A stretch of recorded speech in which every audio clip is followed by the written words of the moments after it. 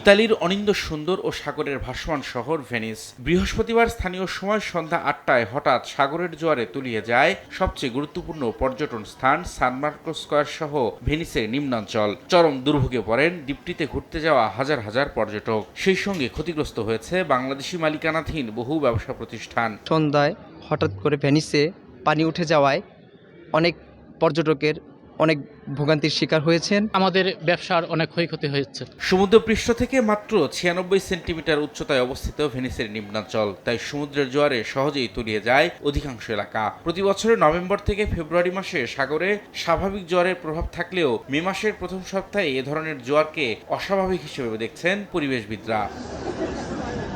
বিশ্ব ঐতিহ্য ও ইউনেস্কোর প্রথম সারির গুরুত্বপূর্ণ শহর ভেনিস।